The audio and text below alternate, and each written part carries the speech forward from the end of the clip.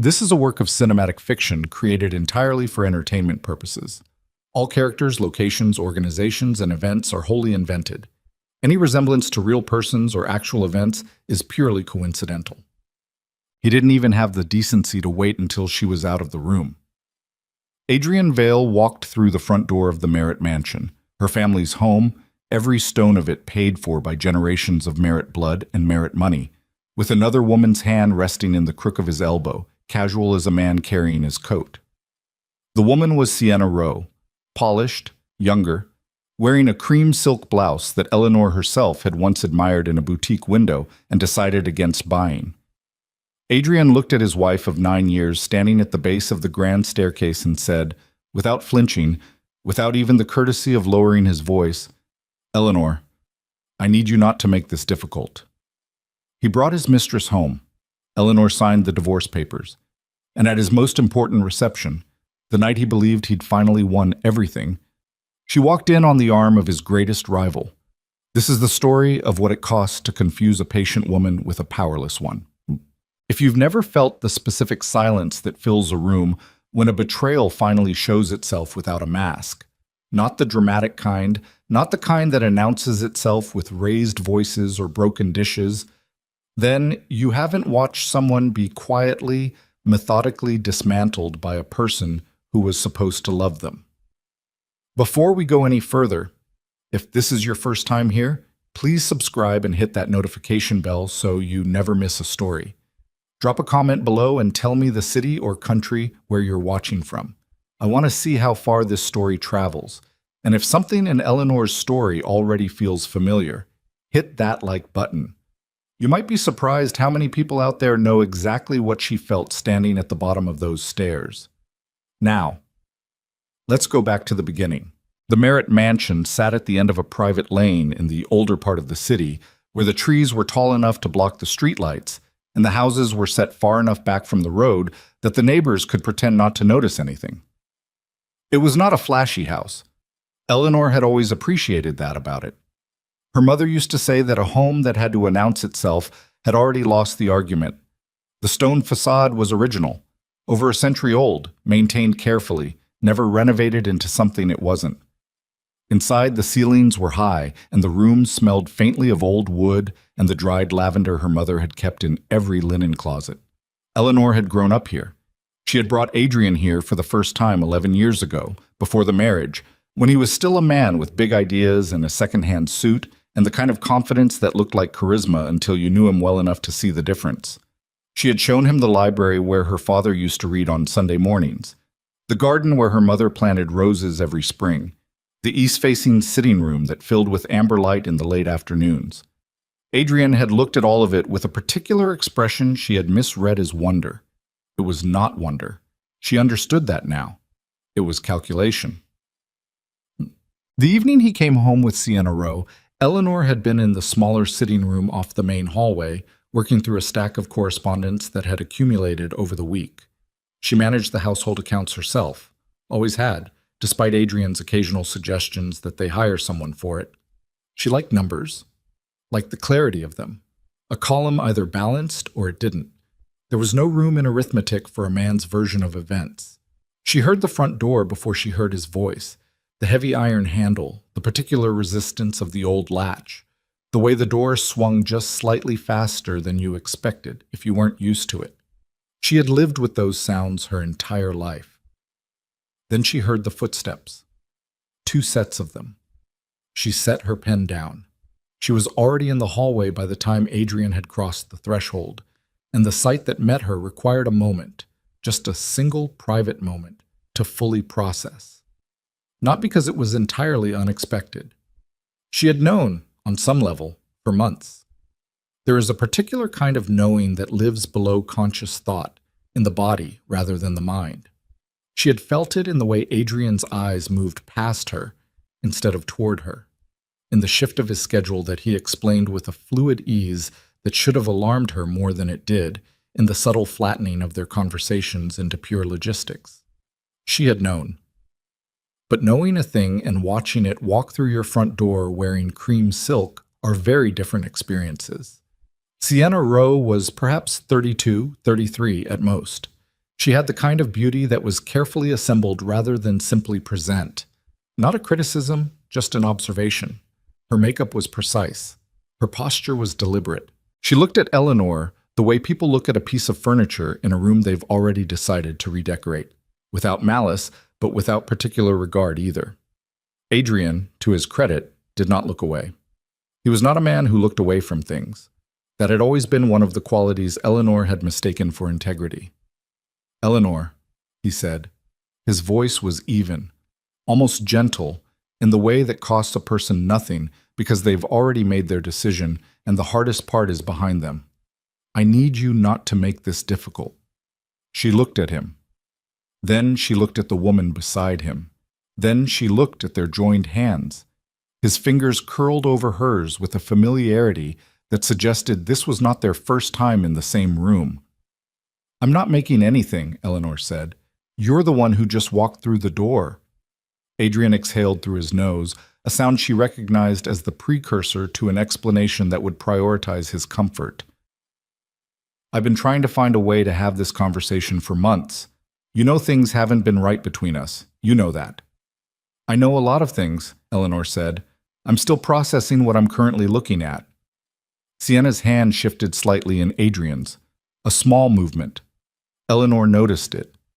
Adrian reached into his inside jacket pocket, a gesture so practiced, so prepared, that it told her this moment had been choreographed in advance, and produced a folded envelope. He held it out toward her. "I had these drawn up last week," he said. "I didn't want to leave things ambiguous." Eleanor didn't move to take it. "Divorce papers," he said when she didn't respond. "Or the beginning of them. My attorney drafted the initial proposal. It's fair. I made sure of that." She almost wanted to ask him, fair by whose definition? But she didn't. She looked at the envelope for a moment longer, then she reached out and took it. "I'm going to have Sienna stay in the West Suite for now," Adrian said. His voice had recovered some of its usual register, the one he used in board meetings when he was moving through an agenda. "Just until we sort out the logistics." Something shifted in Eleanor's chest, not dramatically, more like a door swinging shut on a hinge that had been loose for years. The West Suite, the room with the east-facing window where her mother had kept her writing desk, where Eleanor, as a child, had curled up in the armchair by the window during thunderstorms because her mother said the room was the warmest in the house. He was putting his girlfriend in her mother's room. She looked at Adrian Vale, at his assured posture, his expensive jacket, his complete and utter confidence that this moment would go the way he expected it to go. And she made a decision. She would not cry. She would not raise her voice. She would not give him the scene he had clearly prepared himself to manage. She looked down at the envelope in her hands, opened it, and unfolded the papers inside. She read the first page carefully, then the second. Adrian shifted his weight from one foot to the other. "You don't have to read it all tonight," he said. "My attorney can walk you through." "I know how to read a legal document," Eleanor said without looking up. She read for another minute. Then she folded the papers back into the envelope, set it on the hall table beside the antique lamp her grandmother had brought from abroad, and walked to the small writing desk tucked beneath the staircase where she kept a pen. She signed the page that confirmed receipt of the proposal. Not the agreement, just the receipt. She handed the envelope back to him. "I've acknowledged receiving your proposal," she said. "My attorney will be in touch." Adrian blinked. She had surprised him. She could see it. He had expected tears, or anger, or the kind of desperate negotiation that would give him the moral high ground. She had given him a signature on a receipt and a referral to legal counsel. "Eleanor." "Adrian," she said quietly. "It's been a very long evening. I'd appreciate some time to make a few phone calls." She walked back toward the sitting room, picked up her phone from the table beside her abandoned correspondence, and dialed. The first call was to Celeste Morrow. It was 11:17 at night, and Celeste answered on the second ring because Celeste was the kind of attorney who answered her phone at 11:17 at night for clients she'd known for 30 years, which was how long she had managed the Merit Trust. "Eleanor," Celeste said. Her voice was alert. She had heard the tone. "He's home," Eleanor said. "He brought her with him. He wants her in the West Suite." A pause. Then, "Did he give you papers?" A proposal. I acknowledged receipt. That's all. Good. Another pause. Celeste was thinking, which she did quickly and without flourish. I'll file a notice of representation tomorrow morning that stops his attorney from contacting you directly. In the meantime, the trust documents. Where are they? In the library safe, where they've always been. Don't move them tonight. I'll send someone in the morning. A brief silence. Are you all right? Eleanor considered the question seriously because Celeste had earned that from her. A serious answer rather than an automatic one. I don't think so, she said honestly, but I will be. Yes, Celeste said. You will. No. The second call she made was to Marcus Hale, who ran the household staff and had worked for the Merritt family for over 2 decades. She told him quietly and without drama that she would need her personal belongings, her mother's paintings from the upper hallway, and the family documents from the library moved to the Merritt Trust's secondary property on the east side of the city by morning. She would arrange for storage. Marcus didn't ask questions. He said, I'll have it sorted before sunrise, Mrs. Merritt. She noticed distantly that he did not call her Mrs. Vale. He never had, in 9 years. At the time, she had thought it was simply habit. Now she wondered if Marcus had understood something she hadn't. She did not go back into the main hallway that night. She heard Adrian moving through the house, the sound of voices from the direction of the kitchen, then the creak of the upper staircase, then silence. She sat in the small sitting room with the lights low and her hands folded in her lap and did something she was not particularly used to doing. She let herself feel it. Not the anger. The anger was there, certainly, and it was not the hot, immediate kind. It was the older, deeper kind. The kind that comes from realizing you have been extraordinarily patient with a person who interpreted your patience as permission. That kind of anger was useful. She would know what to do with it. No. What she let herself feel was the grief for the version of Adrian Vale she had believed in for the first years of their marriage, before the accumulation of small observations that didn't add up had begun to rearrange themselves into a picture she could no longer pretend not to see. The grief for the life she had imagined when she was young and optimistic and willing to make someone else's potential the center of her own story. She grieved that. She gave it an hour. She thought about her mother, who had lived in this house and filled it with books and lavender and the specific warmth of a person who understood that a home was the people in it, not the property. Then she stood up, went to the kitchen, made herself a cup of tea she barely drank, and sat at the kitchen table with a legal pad and began writing a list. The list was not about Adrian. It was about her, what she needed, what she wanted, what she was prepared to do, and what she was not, what she owned legally and outright, and what had always belonged to the Merritt Trust that Adrian had borrowed against without ever understanding what it meant to borrow from something that didn't belong to you. The house, for instance. The house had never been his. It had always been hers. Not in her personal name. Her mother's estate planning had been careful and deliberate, but in the Merritt Trust, which Eleanor administered and of which Adrian was not a beneficiary. He had lived here for 9 years without truly understanding whose name was on the underlying deed. She wrote that down.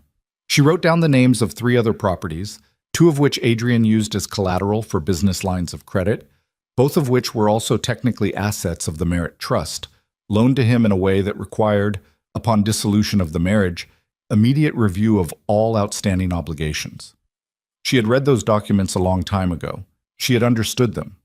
Adrian had signed them without, she suspected now, fully comprehending what he was signing, because Adrian Vale was the kind of man who trusted his own intelligence enough that he skimmed things he should have read carefully.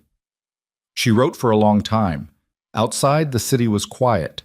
Inside, the old house settled around her the way it always had, with its familiar creaks and the distant sound of the wind in the trees along the private lane. The lavender smell from the linen closet in the hallway was faint but present. She thought about the West Suite.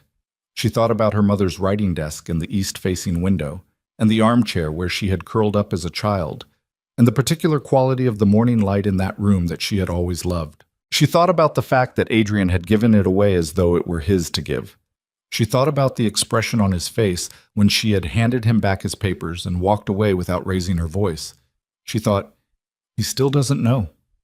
He had come home with a woman on his arm and divorce papers in his pocket, and the absolute conviction of a man who has already decided the outcome of a situation. He had expected a particular kind of evening, dramatic, emotional, controllable. He had expected a wife who was undone. What he had gotten was a woman who was already making a list. The tea went cold. She didn't bother with another cup. She turned to a new page on the legal pad and wrote 3 words at the top. What comes next? Then she began. Much. By the time the first pale gray of morning appeared in the kitchen window, Eleanor had filled 11 pages. Marcus had moved quietly through the house in the small hours, and by 4 in the morning the upper hallway was bare where her mother's paintings had hung. The library safe was emptied of its documents, and 4 carefully labeled boxes of Eleanor's personal belongings were loaded into a vehicle and on their way to the Merritt Trust property. She had not taken anything that wasn't hers. She had not needed to. Adrian would wake up in a few hours, and he would notice the bare walls first, she suspected. He would walk through the house and begin to understand, slowly, room by room, that a great deal of what he had believed to be simply his life was in fact hers, had always been hers, and that the woman he had walked past in the entrance hall, the woman he had instructed not to make things difficult, had spent the night very quietly and very calmly beginning to take it back. Eleanor closed the legal pad. She washed her teacup. She stood at the kitchen window and watched the light come up over the garden her mother had planted and her own hands had maintained, the roses still bare in the early season, the old stone wall at the far edge still solid and unchanged. She thought about patience, how she had spent 9 years of it on a man who mistook it for absence. She thought about her mother's voice. The woman who waits, Eleanor, doesn't wait out of weakness. She waits because she's already thought 3 moves ahead. Eleanor Merritt picked up her phone and texted Celeste. I'm ready. 3 moves ahead, at minimum. Celeste Morrow's office occupied the top floor of a narrow building on Aldrich Street, sandwiched between a dry cleaner and a firm that handled maritime insurance. It was not the kind of address that announced itself. The elevator was slow, and the hallway carpet was a shade of green that had not been fashionable since approximately 1987. None of that mattered, because Celeste had spent 40 years building a reputation that made the carpet irrelevant. People came to her office because she was the best trust and estate attorney in the city, and they stayed because she was one of the few people in any room who never said a single word she hadn't meant. Eleanor arrived at 9 in the morning, 3 hours after sunrise, having not slept. She had changed her clothes, washed her face, and eaten half a piece of toast standing over the kitchen sink before calling a car. She looked, she was fairly certain, like a woman who had spent the night sitting at a kitchen table making lists. She did not particularly care. Celeste was already at her desk when Eleanor came in, a coffee going cold at her elbow, and 3 stacks of documents arranged in front of her with the kind of precision that suggested she had been at it since before 7. She was 71 years old, small and angular, with silver hair cut short and reading glasses she wore on a chain around her neck that she picked up and put down constantly without seeming to notice she was doing it. She looked at Eleanor for a moment when she walked in, not the long, searching look of someone assessing damage, just a brief, clear-eyed appraisal. "Sit down," she said. "I had my assistant get you coffee. It's on the table behind you." Eleanor sat. She took the coffee. It was too hot to drink, but she held it anyway. "I filed the notice of representation at 8:15, Celeste said, picking up her glasses and putting them on. His attorney, Baird, presumably, since that's who he used for the Vailcrest partnership restructure 2 years ago, will be notified before noon. From this point on, Adrian does not contact you directly regarding any matter related to the marriage or the dissolution. If he calls, you say nothing. If he texts, you forward it to me." "He'll try," Eleanor said. "Of course he will." Celeste pulled the first stack of documents toward her. "He's going to wake up this morning and realize the paintings are gone, and he's going to make several incorrect assumptions about what that means, and then he's going to call you to either reassure himself or intimidate you, depending on his mood. Don't answer." "What does he actually not know yet?" Eleanor asked. "About the trust. About the house." Celeste set her glasses down. "That's what we need to establish clearly, because it determines how the next several weeks go." She folded her hands on top of the documents. "What Adrian knows, or believes he knows, is that the Merritt Mansion is your family property and that you have some kind of inheritance connected to it. What he does not fully understand, because he signed documents presented to him in summary form and did not, to my knowledge, ever retain independent counsel to review them, is the precise structure of what the Merritt Trust controls. Which is everything, Eleanor said. Which is substantially everything, Celeste said, with the careful precision of a woman who had spent 4 decades choosing her words. The primary residence, the mansion, is a trust asset. His name appears nowhere on the deed. He has right of habitation as your spouse under the cohabitancy agreement we drafted in year 2 of the marriage, but that agreement is contingent on the continuation of the marriage. And once I initiate the dissolution proceedings formally, the cohabitancy agreement is suspended pending resolution. He can contest it, but it will take time and it will cost him. And more importantly, Celeste picked her glasses up again, it will require him to demonstrate that he has a claim to the property independent of the marriage, which he doesn't. Eleanor was quiet for a moment. She thought about Adrian in the West Suite that morning. Not him, Sienna, which was somehow both worse and more clarifying. And she thought about what it would look like when the full shape of his situation became apparent to him. "The business," she said. "Tell me about Valecrest." Celeste exhaled. It was a short sound, controlled, but Eleanor heard something in it, not quite reluctance, more like the preparation of someone who is about to deliver a long explanation they've been thinking through for some time. "Your family's trust has 3 indirect connections to Valecrest," Celeste said. "The first is the collateral arrangement from 6 years ago, when Adrian needed to extend his operating credit line and did not have sufficient assets in his own name to support the extension.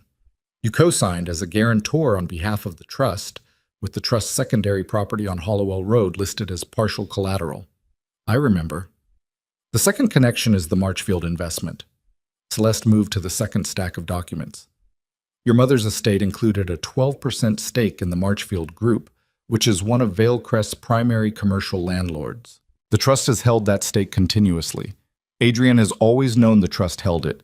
He did not ask, and you did not volunteer. What that means in terms of the rent structure and lease review clauses." Eleanor turned the coffee cup in her hands. "And the third?" Celeste looked at her steadily.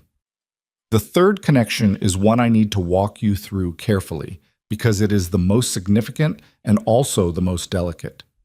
7 years ago, when Valecrest was trying to break into the Harlan industrial contracts, the ones that effectively tripled the company's revenue over the following 4 years, the introduction was made through the Merritt Trust's relationship with the Harlan family. Your grandfather and Theodore Harlan were partners. That relationship transferred in a limited form to the trust. Adrian was able to walk into that room and be taken seriously in part because he was introduced as a representative of a Merritt family business interest." The room was quiet for a moment. Eleanor could hear the building's old heating system working somewhere in the walls. "He built his reputation on a foundation he didn't build," she said. "He built a great deal on his own," Celeste said, and she said it fairly, without inflation in either direction. "He is not without ability, but the runway, the early credibility, the collateral, the introductions. Yes, a significant portion of that came from your family's position. And he never acknowledged that." "Not formally, no." Eleanor set the coffee cup down. "What does he think he's walking away from this marriage with?" Celeste allowed herself a very small, very dry expression that wasn't quite a smile. "Based on the proposal his attorney drafted, which I've reviewed, I believe Adrian thinks he's walking away with the business, a negotiated settlement figure, and the continued use of the Hollowell Road property as collateral. He's proposing to leave you with a cash sum and this house. This house that he doesn't own." "This house that he doesn't own," Celeste confirmed. "And the cash sum is, let's call it inadequate." "How inadequate?" Celeste told her the figure. Eleanor blinked once, then she said, "That's what he thinks 9 years is worth." "That's what he thinks," Celeste said. "And more importantly, it's what he thinks he can afford to offer, given his read of what you know and what you don't." Eleanor was quiet again. Outside, she could hear the street noise from Aldrich. A bus, someone's horn, the ordinary sounds of a city going about its morning. She thought about Adrian in that entrance hall, handing her the envelope with the confident ease of a man closing a deal he'd already won in his head. She thought about the list she had made at the kitchen table. "What I want," Eleanor said, "is not to take everything from him." Celeste waited. "I mean that," Eleanor said. "I want what is mine. I want what the trust is owed. I want the Hollowell Road collateral released. I want the Marchfield stake treated as what it is, boy, a trust asset, not a marital one. I want the cohabitancy agreement enforced so that he and his girlfriend are out of that house within the legally prescribed window." She paused. "I don't want to destroy Valecrest." "That distinction may not matter to him," Celeste said. "He's going to feel destroyed regardless." "That's his problem to manage," Eleanor said. "Not mine. I spent 9 years managing his problems. I'm done." Celeste nodded slowly. She picked up her glasses, put them on, and pulled a fresh legal pad from her desk drawer. "All right," she said. "Let's build you a strategy." They worked for 3 hours. Eleanor drank 2 more cups of coffee and ate a granola bar from Celeste's desk drawer that was approximately 8 months past its sell-by date and tasted like cardboard and regret, and she did not complain about it because they were in the middle of something that mattered more than the granola bar. By noon, Eleanor understood the full shape of what she had, what Adrian had, and what the difference between those two things meant in a legal proceeding. By 12:30, Celeste had drafted the initial counterposition to Adrian's proposal that would go to his attorney within 48 hours. By the time Eleanor left the building on Aldrich Street, walking out into a cold, bright afternoon, she felt something she hadn't felt in a very long time. Not happy, not relieved. Something more like steady. The feeling of standing on ground you know is solid because you've walked it your whole life, rather than ground you've been assured is solid by a man who needed you to believe it. Her phone rang as she reached the sidewalk. It was Adrian. She forwarded it to Celeste's voicemail and kept walking. He called 3 more times before she got to the corner. She didn't answer any of them. She did, on the 4th call, send a single text message. "All communication through my attorney, please. You have the contact information." He did not reply, which told her his attorney had already been in touch. Good. That meant he was beginning to understand that this was not going to go the way he had planned. She got into her car and sat for a moment before telling the driver to go. She looked at her own reflection in the darkened window and thought, not for the first time, he really doesn't know what he married. The driver pulled into traffic. Eleanor looked out at the city going past. The ordinary afternoon of it, people moving in and out of buildings, a food cart on the corner with a line of office workers, 2 pigeons on a ledge apparently arguing. And she let herself think about the months ahead the way she might think about a project she'd taken on, not dreading it, not minimizing it, just looking at it straight. There was going to be a fight.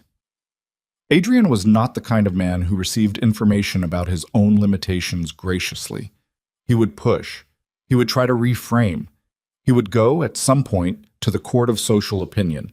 She knew him well enough to know that.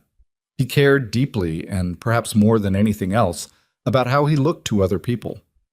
He was also, she knew, in the middle of something professionally. He had mentioned the Harlan-connected merger at least 6 times over the past 18 months. Mentioned it the way people mention the thing they're most nervous about, in passing, repeatedly, as though saying it out loud enough times might make it certain. The Valecrest merger with a firm called Caldwell Partners was supposed to be, in Adrian's telling, the capstone of everything he'd built. The deal that made him not just successful, but significant. Eleanor had listened to him talk about it for a year and a half, and had never said a word about the Harlan connection, or what it would mean to that particular room's memory of the Merritt name if the details of their separation became public in a certain way. She had not said it because she was not, despite what Adrian might now be telling himself, a vengeful person. But she was a realistic one. The car moved through afternoon traffic. Eleanor took out her phone and opened a contact she had used perhaps 4 times in 7 years, a name she'd collected through the Merritt Trust's professional network, an introduction she'd sat on without particular purpose until now. Julian Hawthorne. The call rang twice. A man's voice answered, crisp and unhurried. Hawthorne. Mr. Hawthorne, Eleanor said. My name is Eleanor Merritt. We met briefly at the Alderman Foundation dinner 3 years ago. You may not remember. I remember, he said. A pause. I heard a rumor this morning through a mutual contact that Celeste Morrow filed a notice of representation in a veil dissolution matter. I wondered if you'd call. Eleanor felt the corner of her mouth move. Not a smile, quite. Word travels. In certain circles. His voice was even. Not warm, but not unfriendly. What can I do for you, Ms. Merritt? I'd like to have a conversation, she said. Not about my marriage, about Veilcrest and about the Caldwell merger, and about some information I believe you may find professionally relevant. A longer pause this time. She could hear something in the background of his end, the low hum of an office, a distant voice on a phone. I have a lunch meeting, I can't move, he said. Are you available at 3? I can be, she said. The Prescott Club on Harvard Street. I'll leave your name at the desk. He ended the call without elaborating, which Eleanor appreciated. She did not need or particularly want pleasantries right now. She told the driver to take her to the hotel where she had arranged to stay temporarily. The trust's secondary property wasn't ready yet, and she was not going back to the mansion. And she spent the hour before her 3 o'clock sitting at a hotel desk with her laptop, reviewing everything she knew about Julian Hawthorne. He was 55, a year older than Adrian. He had built his own firm, Hawthorne Capital, from a mid-size regional operation into one of the more respected independent investment groups in the Eastern Corridor. He was not flashy. His company did not appear in the society columns. He appeared in them occasionally himself, at events like the Alderman dinner, but he was not the kind of man who courted that exposure. His professional reputation was for doing what he said he would do and not overstating what he had. He and Adrian had crossed paths twice in a professional capacity, and on both occasions the interaction had ended with a quiet, expensive tension. Eleanor knew this because Adrian had mentioned Julian Hawthorne's name in the particular tone he reserved for people he both resented and respected. He had called Julian a man who doesn't understand vision, which Eleanor had translated at the time and now confirmed as meaning Julian had declined to be impressed by something Adrian needed him to be impressed by. That was, she thought, a useful quality in a person at this particular moment. The Prescott Club smelled of old leather and very good coffee. Julian Hawthorne was already at the table when she arrived, a tall man, lean in the way of someone who had always been active rather than someone who had recently decided to try, with gray at his temples and the kind of direct eye contact that some people found uncomfortable. Eleanor found it refreshing, given her recent experience with a man who had spent 9 years looking past her. He stood when she approached. She noted that. Not a performance of manners, just the genuine, unremarkable kind. Ms. Merritt, he said. Eleanor, please. They sat. A server appeared and Julian ordered water. Eleanor asked for tea. I should tell you up front, Julian said before she had spoken a word of what she came to say, that I have had concerns about the Caldwell Veilcrest transaction for approximately 3 months. My firm conducted an informal review of Veilcrest disclosed financials when word of the merger first circulated, and there are inconsistencies, not the kind that look like accounting errors. Eleanor looked at him steadily. What kind, then? The kind that look like misrepresentation, he said. Veilcrest's growth figures for the Harlan contract period don't reconcile with the Harlan Group's own disclosures, which are public because Harlan is a partial public entity.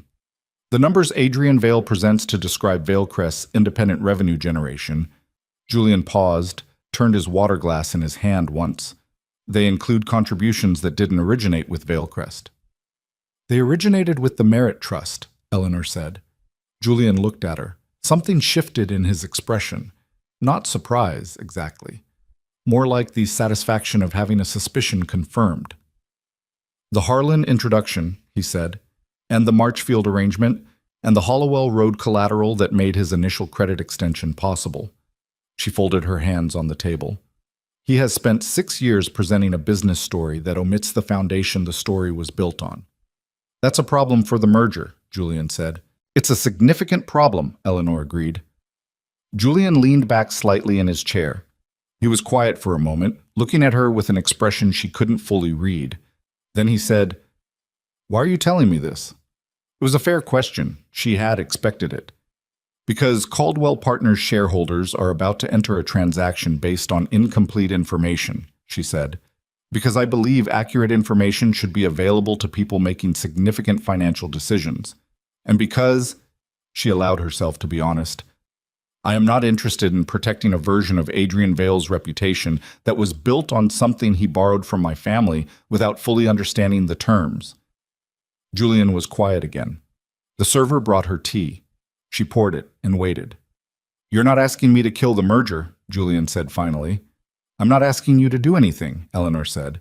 I'm having a conversation with a man who already had concerns, and I'm giving him information that makes those concerns more specific. What you're describing, if it's documented, Julian said, would require the transaction to be paused, potentially restructured. Caldwell's board would need to conduct its own due diligence on the Valecrest revenue history before they could in good conscience proceed. I imagine that would be quite disruptive to Adrian's timeline, Eleanor said. She kept her voice even. She was not performing indifference. She genuinely felt that the disruption was a consequence, not a goal. But she also was not going to pretend she didn't understand what this conversation meant. Julian studied her for a moment. Then he said, You could have gone to a journalist with this. I could have, she said. I'm not interested in destroying him publicly. I'm interested in making sure the truth is known to people who have a legitimate reason to know it. The distinction matters to you. The distinction is the only thing that makes this something I can actually do, she said quietly. I spent 9 years being careful about his reputation. I'm not going to spend the rest of my life burning things down because I'm angry. That's his approach, not mine. Julian Hawthorne looked at her for a long moment. Something in his expression, she would think about it later in the hotel room trying to put a name to it, was something like recognition, not romantically. More like the look of someone encountering a way of thinking about a problem that matched his own. I'll need documentation, he said, whatever the trust can provide that establishes the origin of those revenue contributions. Dated, formal. Celeste Morrow can provide it, Eleanor said, with appropriate legal framing.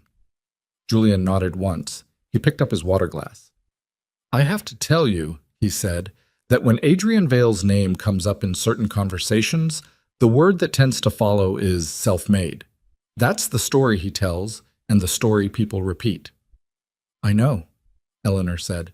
Self-made men don't borrow their foundation from their wife's family trust. No, Eleanor said. They don't. She drank her tea. Julian didn't ask her anything else personal, and she didn't offer anything. They talked for another 40 minutes, methodically and carefully, about documents and timelines and the specific process by which Julian's firm would formally raise its concerns with Caldwell's board. When she left the Prescott Club at 4:45 and walked out into an afternoon that had gone cold while she was inside, Eleanor pulled her coat close and stood on the sidewalk for a moment. The street was busy with the beginning of the evening rush, people moving in the purposeful, slightly irritable way of people who want to be somewhere that isn't where they currently are. She thought about Adrian. She thought about the fact that right now he was probably in her house, his girlfriend in her mother's room, the walls bare where the paintings had been, trying to reconstruct what was happening, how it had gotten out of his control so fast, who was moving what pieces. He would figure it out eventually. He was not a stupid man. But he had made the error that intelligent people sometimes make, which is to assume that the people around them are roughly as aware as they are, rather than considering the possibility that the person who has been quietly watching for 9 years might have noticed more than the person performing. Eleanor's phone buzzed, a text from a number she didn't recognize, and then she did. It was the Merritt Mansion's landline, which still sometimes sent texts somehow through whatever antiquated routing system connected it, something she'd meant to fix for years. The text was from Adrian, using the house phone because she'd blocked his cell. It said, "Where are the paintings?" Not a question. The period at the end was somehow more telling than any word in the sentence. She typed back, "With their owner." Then she blocked the landline too. She stood on the sidewalk another moment. A taxi went past. Someone's music drifted from an open window above the street. The city went on doing what it always did, loud, indifferent, alive. And Eleanor Merritt stood in the middle of it and felt, with a clarity she hadn't had in years, that she was exactly where she was supposed to be. Not happy yet. Not healed. Not even sure what the next 3 months would look like in any specific detail. But standing on her own ground, finally. Not borrowed ground. Not ground someone had told her was hers while quietly treating it as his, hers, because it had always been hers. She started walking. The weeks between Eleanor's meeting with Julian Hawthorne and the Caldwell-Vailcrest merger reception moved the way pressure builds before weather. Quietly, invisibly, and then all at once. Eleanor had moved into the Merritt Trust's East Side property on a Tuesday, with 2 suitcases and the 11 pages of notes she'd written at the kitchen table the night Adrian walked in with Sienna Rowe. The house was smaller than the mansion, a narrow townhouse on a tree-lined street, 3 floors, the kind of place that required you to learn its particular sounds before you could sleep comfortably in it. She learned them quickly. She had always been good at that, at paying attention to what a space was actually telling her, rather than what she wanted it to say. Celeste's office had sent over the formal counterposition to Adrian's divorce proposal on a Thursday morning. Eleanor had not been present for that delivery, by design. She had been at the Alderman Foundation's quarterly board meeting, because she sat on that board as a Merritt Trust representative and had for 6 years, and she was not going to stop doing the things she did simply because her marriage was dissolving. That felt important to her, maybe even more important than the legal maneuvering. She was not going to become a woman whose entire life reorganized itself around the fact that a man had left. The counterposition, Celeste told her afterward, had produced a response from Adrian's attorney that could be described charitably as alarmed. Baird called me within 3 hours, Celeste said, over the phone that evening. He was professionally composed, but I've dealt with Baird for 20 years, and I know what composed sounds like when there's something else underneath it. He asked to schedule a preliminary discussion. What did you tell him? That we'd be happy to discuss once his client had time to review our position fully and consult with any additional counsel he felt was necessary. Celeste's voice was dry. I may have implied there was no rush on our end. Is there a rush on our end? Absolutely not, Celeste said. Time, in this situation, is working for you and against him. Every week that passes is another week Adrian Vale is paying carrying costs on a business that is currently under informal scrutiny and living in a house he does not legally own. He wants this done quickly because quickly favors him, so we don't do it quickly. Eleanor had said goodnight and sat with that for a while, the deliberate, almost architectural patience of the legal process, which was so different from the emotional patience she had been practicing for years inside the marriage. The marriage had asked her to be patient in a way that asked her to disappear. This was different. This was patient in a way that kept all of her attention sharp and all of her options open. She had talked to Julian twice more in those weeks. Both calls were brief and specific. He needed a particular document. She had Celeste's office send it. He wanted to confirm a timeline. She confirmed it. He was not the kind of man who filled silence, which she appreciated. They were not friends. They were 2 people with aligned interests and a functional respect for each other's competence, which was, she thought, a better basis for a professional relationship than most of the ones she'd watched Adrian manage through flattery and performance. She did not think about Julian Hawthorne in any other terms. She had enough going on. What she did think about, with increasing attention as the date approached, was the Caldwell-Vailcrest merger reception. Adrian had been planning it for months. She knew this because he had mentioned it at their kitchen table through the final year of their marriage, with the regularity of a man rehearsing. It was being held at the Greystone Hotel, one of the old downtown properties that still knew how to dress a room, and it was the event that was supposed to formalize the partnership publicly, in front of the 200 people in this city whose opinion Adrian Vale had spent his career cultivating. She had not planned to attend. Then Julian called on a Wednesday, 8 days before the reception, and changed the calculation. Caldwell's board completed their preliminary review, he said, without preamble. They found enough irregularity in Vailcrest's revenue documentation to require a formal disclosure period before the merger can be ratified. They're not canceling the event. Politically, that's complicated. But any formal signing has been suspended pending a full audit. Eleanor was quiet for a moment. Adrian doesn't know yet? His attorney was informed this afternoon, which means Adrian knows or will know within the hour. Julian paused. The reception is still happening because Caldwell's PR team has already distributed coverage materials, and canceling 300 invitations 8 days out creates its own story. But the terms of the evening have changed significantly. He's going to walk into a room thinking he's closing a deal, Eleanor said slowly, and instead he's going to spend the night managing a crisis. Yes, a brief pause. I'll be attending. The Caldwell board chair asked me to be present as a representative of the independent review. Another pause, slightly longer. I think you should come. Eleanor said nothing for a moment. Not to cause a scene, Julian said, and his tone was careful, not apologetic, just precise. I'm not suggesting that. But Adrian Vale has spent 6 years telling a story about who built what. There are 200 people in that room who believe that story. Some of them have business relationships with the Merit Trust. Some of them knew your family. And the woman who has actually been the foundation of his credibility is currently sitting in a townhouse on the east side while he prepares to walk into the Greystone like he built everything himself. You think I should show up, Eleanor said. I think, Julian said carefully, that there's a difference between causing a scene and simply being present. And I think that for some stories, the counter-narrative only lands if the other person is in the room. She thought about it for 4 days. She did not talk to Celeste about it. Celeste would have opinions, and all of them would be legally sound, and Eleanor needed to make this particular decision for reasons that were not legal. She talked to no one. She sat with it the way she sat with the hard things, quietly, honestly, turning it over until she understood what she actually wanted rather than what she was supposed to want. What she did not want was spectacle. She did not want to walk into that room and perform grievance for an audience, which would reduce her to exactly the kind of woman Adrian had already told people she was. She could hear him without hearing him in the conversations he was probably having right now.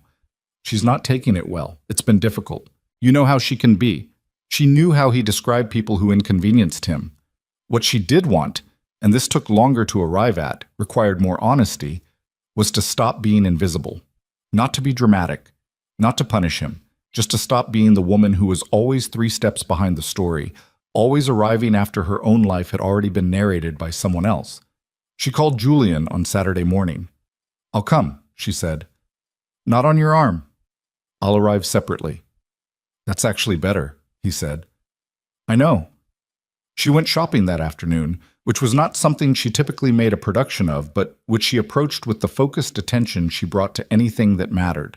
She bought a dress that was deep charcoal gray, not black, which would read as mourning, and not anything bright, which would read as announcement.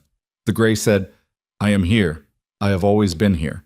I simply stopped letting you pretend otherwise. She found shoes that were comfortable enough to stand in for 3 hours, because she was not going to spend an important evening wincing. She got her hair done on Sunday. Not dramatically differently, just the way she had always worn it when she felt like herself, which she had not particularly felt in a long time. The night of the reception, she arrived at the Greystone at 8:50, 15 minutes after the official start time. She had learned from Adrian, who did not know she had learned it, that the person who arrives exactly on time is invisible in the noise of arrivals, and the person who arrives too early is anxious, and the person who arrives just slightly late enters a room that is already arranged and can be seen clearly. She gave her name at the door. The woman checking the list found it because Celeste had called Caldwell's event coordinator 3 days prior and added Eleanor as a representative of the Merit Trust, which was a legitimate professional guest and could not reasonably be excluded. The ballroom of the Greystone was exactly what Adrian would have wanted for this evening. High ceilings, warm lighting, round tables with good linens, the kind of room that made everyone inside it feel like the evening was significant. There were perhaps 160 people already there, moving in the clustered, shifting patterns of professional social gatherings, and a bar along the left wall doing steady business, and a small stage at the far end where someone was going to stand later and say things about vision and partnership and the future. Eleanor accepted a glass of sparkling water from a passing tray and looked at the room. She saw Adrian before he saw her. He was near the center of the room, in a group of 5 or 6 people, wearing the charcoal suit she recognized as his best one. the one he saved for moments he wanted to win. He was talking with the particular animated precision of a man who was working very hard to appear relaxed. She had watched him do this hundreds of times across hundreds of rooms, and she had always covered for it, always been nearby, always ready to ease a conversation or redirect a topic or manage the specific social friction that Adrian generated without realizing he generated it.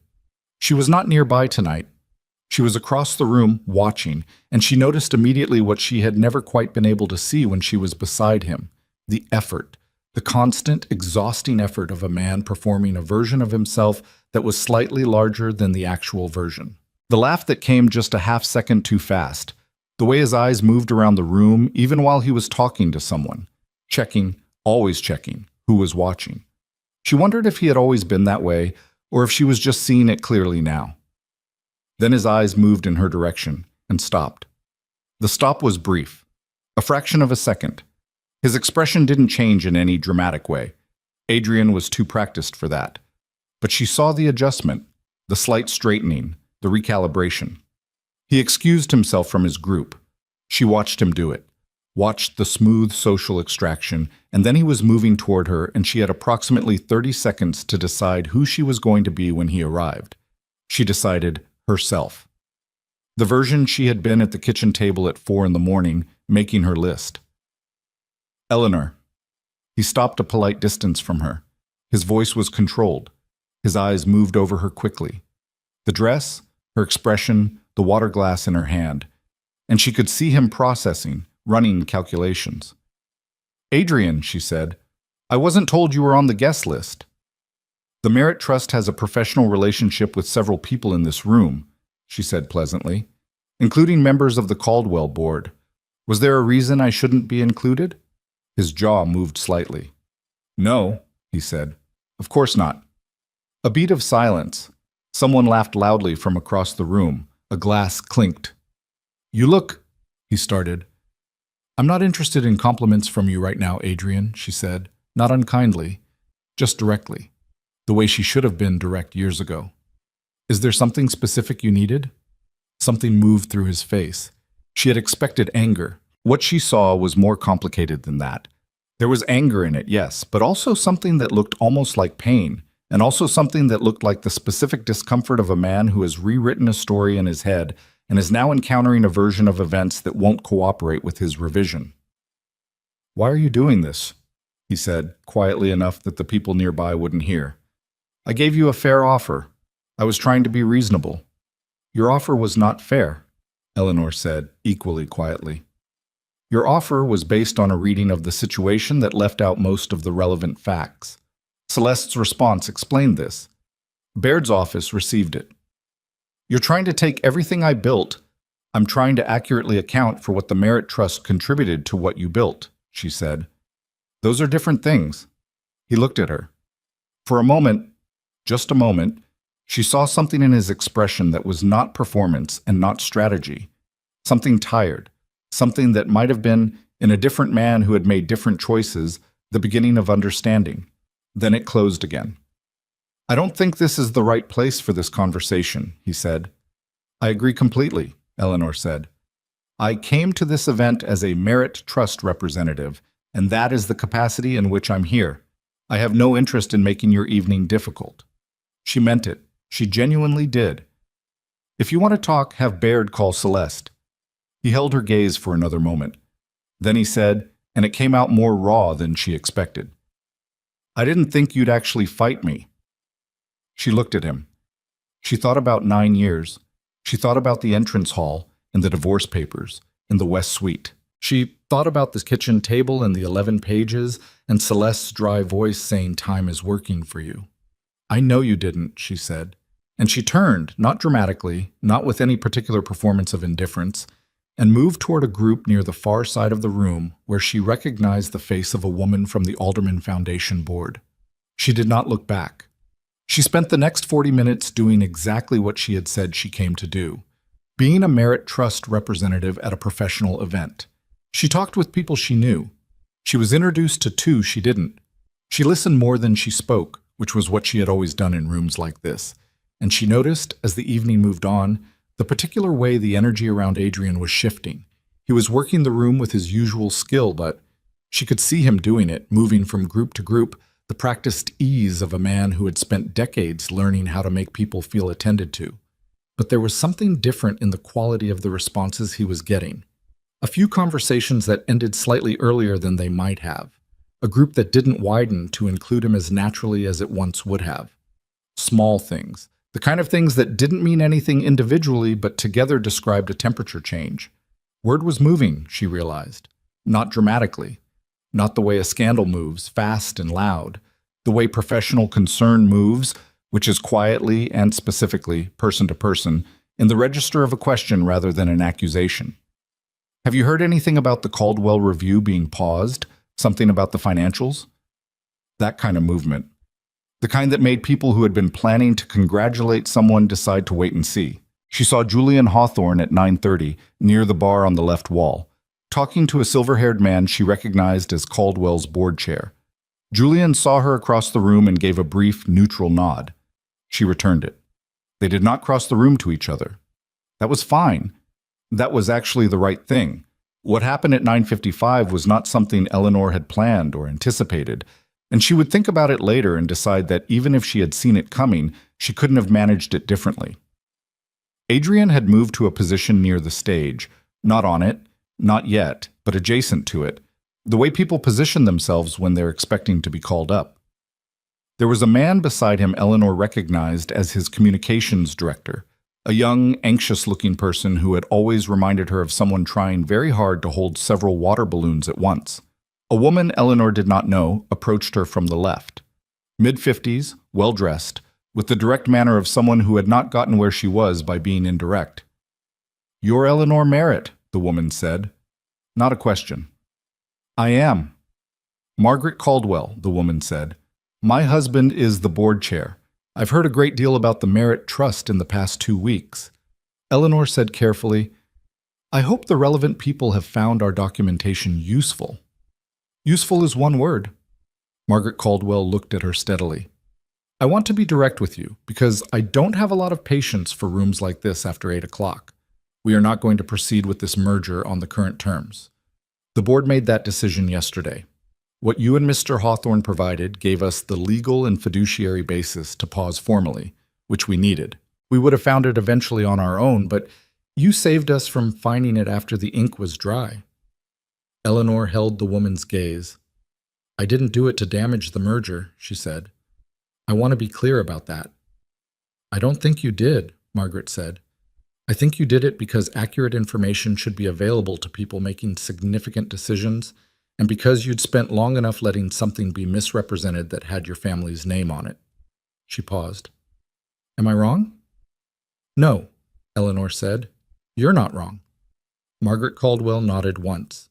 Then she moved away toward the bar. At 10:15, the Caldwell board chair approached the small stage microphone to say a few words, which was the planned moment for the announcement that would have formally celebrated the merger's completion. 160 people settled into a listening arrangement. Eleanor found a position near the back of the room. She could see Adrian clearly from where she stood. She watched his face during the 30 seconds before the board chair spoke, and she saw it. The readiness, the anticipation, the performance already loading. He had his expression prepared. He was ready to be the man who had built something and was now being recognized for it. The board chair said that the partnership between Caldwell and Vailcrest represented an exciting opportunity, and that both firms were committed to ensuring the collaboration was built on a foundation of complete transparency and mutual due diligence, and that in the service of that commitment, the formal ratification of the merger agreement was being extended pending the completion of a thorough independent financial review, and that everyone present should feel confident that this was a sign of both firms' commitment to doing things correctly rather than simply doing them quickly. He said it well. He was a practiced speaker. It landed like what it was, which was a carefully worded public pause, and the room received it with the particular silence of people who were already processing what it meant. Eleanor watched Adrian. The prepared expression held for approximately 4 seconds after the board chair finished speaking. She counted them. 4 seconds of the assembled face, the man who had everything under control. Then something in the muscles around his eyes shifted, and the expression didn't collapse.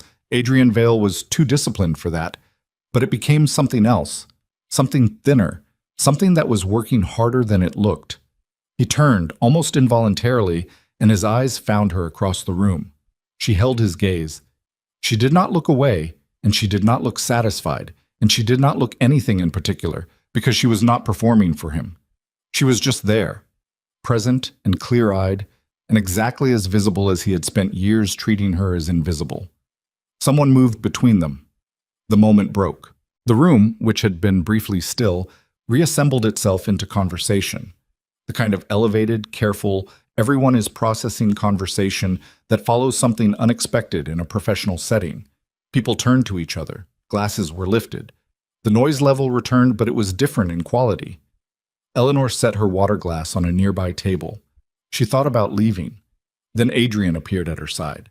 He had crossed the room faster than she'd tracked him doing it, and he was closer than he should have been, and his voice when he spoke was low, and had something in it she recognized from years ago, from the early arguments, before he had learned to be smooth about his anger. "You did this," he said, not loudly, almost quietly, which made it worse. "Adrian, you and Hawthorne, you went to Caldwell's board." His jaw was tight. The smooth confidence of earlier in the evening had worn through to something rawer underneath. "I have been building this for 18 months. 18 months. You could have told me at any point if you had concerns about how the trust was characterized." "I'm not having this conversation here," Eleanor said. Her voice was steady. She was surprised to find it steady, but there it was. "You're not having this conversation anywhere," he said, and the edge in it was sharp. "You won't return calls. You're directing everything through Celeste." "Because that's how a legal dissolution works," she said. "Which you initiated, Adrian. You brought a woman into my mother's house and handed me papers." "That's not—" He stopped, collected himself. She could see the effort of it. "The way you're framing that—" "I'm not framing anything," she said. "I'm describing what happened. You walked into this room tonight to humiliate me." His voice had dropped further. People nearby were not looking at them, but they were aware of them, in the way that a room is aware of a thing that is happening in its periphery without acknowledging it. Eleanor looked at him, the man she had married, the man she had watched from across rooms for 9 years, always slightly behind the story he was telling about himself. The man who had looked at her family's home and her family's connections and her family's patient, sustaining presence in his life, and had somehow managed to feel like he had built it alone. "I walked into this room," she said quietly, "as a representative of the Merit Trust, which has been in this room, one way or another, for longer than either of us has been alive." She picked up her bag from the table where she had set it. "If that humiliates you, Adrian, I think you should spend some time thinking about why." She turned to leave. "Eleanor." His voice had changed again. The sharpness was gone. What was left was something she couldn't quite name, and because she could not name it, and because she was not going to stand in the middle of the Greystone Hotel ballroom and let herself be moved by something she couldn't name, she kept walking. She passed Julian Hawthorne near the door. He was talking to someone, and he didn't stop his conversation, but as she passed, he said quietly, and almost as an aside, "You held the room well." She said without stopping, "So did you." And she walked out through the lobby, past the gilded mirrors and the elaborate floral arrangement that no one had asked for, and through the heavy front doors and out onto the sidewalk where the night air was cold and clean and entirely indifferent to everything that had just happened inside. She stood on the sidewalk. She breathed, once, twice. Her phone buzzed.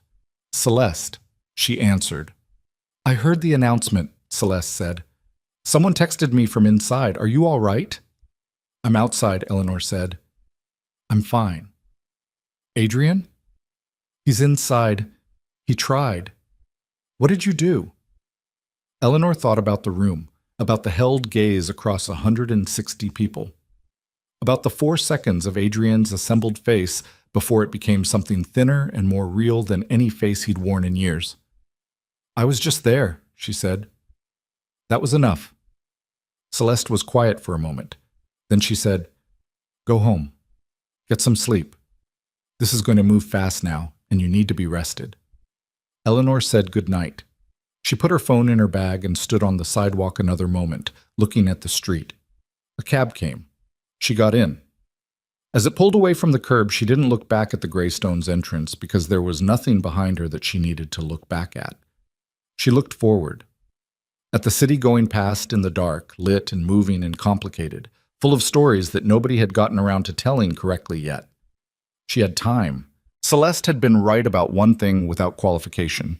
It moved fast. The morning after the Greystone reception, Eleanor woke at 6 to 4 missed calls from numbers she didn't recognize, and a text from Celeste that said simply, "Don't speak to journalists. Not yet. Call me at 8. She lay in the narrow bed in the East Side townhouse and listened to the buildings settling around her and thought about the word yet, which was doing considerable work in that sentence. She called at 8 exactly. 2 business reporters have already filed requests for comment on the Caldwell Review, Celeste said, skipping any preamble. One of them specifically mentioned the Merit Trust's involvement. Someone talked last night. Who? I don't know, and it doesn't matter right now. What matters is that we are not going to be the story, and the way we avoid being the story is by not commenting on the story. Celeste paused. Adrian's communications team issued a statement at 7 this morning calling the review a routine due diligence extension and expressing confidence in the merger's timeline. Eleanor sat up in bed. That's aggressive. It's desperate, which looks like aggressive on him. Celeste's voice was measured. His attorney also called Baird's office this morning. Baird wants to schedule an in-person mediation session. He used the word urgent, which Baird doesn't do unless his client is genuinely alarmed. Are we going to agree to the mediation? We're going to agree to it on our timeline, not his. Another pause. I want 3 weeks. He won't wait 3 weeks. He'll have to, Celeste said, because the alternative is litigation, which is slower and considerably more expensive for both parties. And Adrian Vale's financial exposure right now, with a merger under review and 2 trust-collateralized credit lines suddenly in question, does not make litigation a rational choice for him. A brief silence. He's going to try to reach you directly before the 3 weeks are up. He's done it before and he'll do it again. Don't. I know, Eleanor said. She knew because he had already tried twice before 8 in the morning. The missed calls from unrecognized numbers, 2 of which turned out to be hotel room phones when she looked them up later, which meant he had either moved out of the mansion voluntarily or been asked to leave under the terms of the suspended cohabitancy agreement. She did not feel particularly triumphant about that. She felt, if she was honest, something more complicated. Not guilt. More like the specific weight of consequence, which is different from guilt because guilt implies you did something wrong, and she had not done anything wrong. But consequence has weight regardless of who generated it, and she was not immune to feeling that. She showered, she made coffee, she stood at the townhouse's kitchen window and looked at the narrow garden behind it. Overgrown, neglected, the previous tenant clearly not a gardener, and thought about her mother's roses and the stone wall at the far edge of the mansion's garden and the particular quality of morning light she had been looking at for most of her life. She thought, I will have to learn to look at a different garden.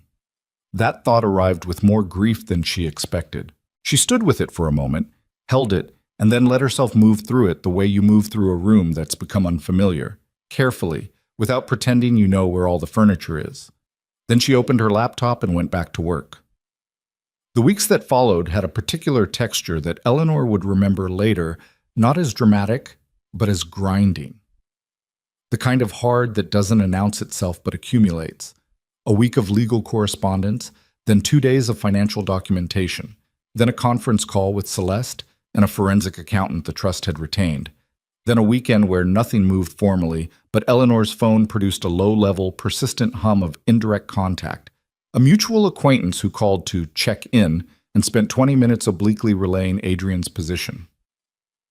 A note from Adrian's sister, a woman Eleanor had genuinely liked, whom she had not heard from in months, that arrived by actual mail and said in careful, slightly stiff language that she hoped Eleanor was well and that she believed everyone involved wanted what was best. Eleanor wrote back to the sister. She said she was well. She said she harbored no ill will toward the family. She meant both of those things, which was not as complicated as it might have seemed. She did not harbor ill will. She harbored clarity, which was something else entirely. The mediation was scheduled for a Thursday morning 3.5 weeks after the reception at a neutral office on the 14th floor of a building downtown that handled exactly this kind of thing. Beige carpets, water pitchers on the table, the deliberate blankness of a space designed to contain conflict without amplifying it. Eleanor arrived with Celeste. Adrian arrived with Baird, a tall, careful man in his 60s who had the energy of someone who had seen everything twice and was no longer surprised by any of it. Adrian looked tired, not destroyed. He was not a man who showed destruction easily, but tired in the specific way of someone who had been managing a situation that kept being larger than his management of it. He was wearing a good suit, but it looked like he had made a decision about it rather than simply put it on, which was a distinction Eleanor noticed because she had watched him dress for important mornings for 9 years and knew the difference. He looked at her when she came in. She looked back. Neither of them said anything beyond the basic professional acknowledgement that the room required.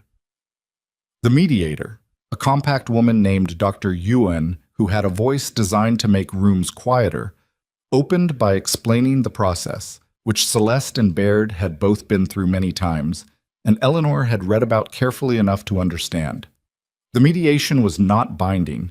It was an attempt to reach a negotiated resolution before the matter went to a judge who would impose one. Both parties retained the right to walk away. Eleanor knew they were not going to resolve everything today.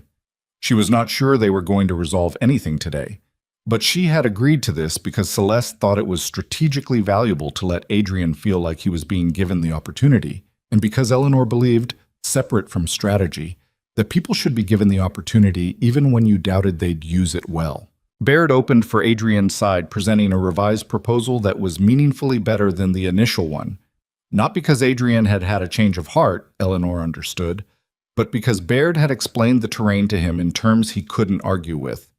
The revised offer acknowledged the Merit Trust's claim on the primary residence, proposed a structured release of the Hollowell Road collateral over 18 months, and offered a settlement figure that was, while still not what Celeste's counterposition had outlined, at least in the same conversation. Celeste presented their position clearly and without theater. The trust's claims, the valuation methodology, the timeline they were proposing. For the first 90 minutes, it was entirely professional. Eleanor sat and listened and contributed when Celeste indicated she should, and stayed quiet when she didn't, and Adrian did approximately the same on his side of the table, and Dr. Yuen made occasional gentle interventions that kept things moving without letting anything detonate. Then Baird asked for a break, and during the break Adrian asked if he could speak with Eleanor privately, and Celeste looked at her and Eleanor said yes. They stood in a small anteroom off the main mediation space, just the two of them, with a window that looked out onto the gray city and a single chair that neither of them sat in. Adrian stood with his hands in his pockets, which was something he did when he was working out how to say something. "I want to ask you something," he said, "and I'd like an honest answer." "I've been giving you honest answers for 9 years, Eleanor said. "The problem was you weren't always listening." He looked at her. He didn't contest it, which surprised her. "Did you know?" he said. "When we got married.